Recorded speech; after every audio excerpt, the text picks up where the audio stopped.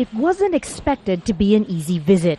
U.S. Defense Secretary Leon Panetta arrived in China just as the host country was embroiled in a dispute with U.S. ally Japan over territory. China was already suspicious of the U.S.'s shift in attention to the Asia-Pacific region and had asked the Americans not to get involved in what it saw as a regional matter. So our purpose in being able to strengthen our presence in this region is to promote greater prosperity, to promote greater security in the Asia-Pacific region.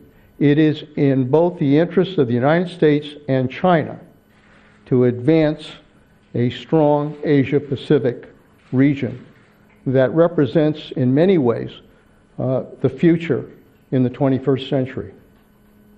Part of that future, according to Panetta, is improving communication and strengthening military-to-military cooperation between the two countries as the U.S. begins redistributing its forces to the region.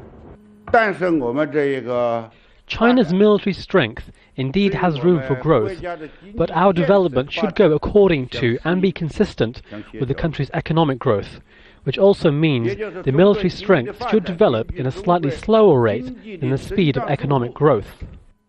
Analysts say that the region's stability ultimately rests on economics. A closer relationship between the U.S. and China is meant to ensure peace so that trade relations can flourish, despite China being involved in territorial disputes with her neighbors, all of whom are U.S. allies. Panetta also met with China's leader-in-waiting Xi Jinping, who controversially wasn't available when other international dignitaries visited earlier in the month.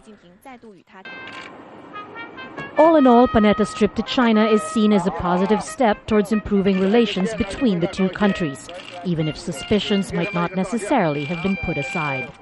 Nonetheless, I think Beijing remains deeply disturbed by President Obama's so-called pivot to Asia strategy, and they're convinced that Washington is trying to exacerbate this anti-China containment policy. Panetta calls it building a new model, redefining the regional power balance through cooperation. But many in China remain skeptical, feeling it might not so much be about keeping your friends close as keeping potential enemies closer. Margo Tigas, Al Jazeera, Hong Kong.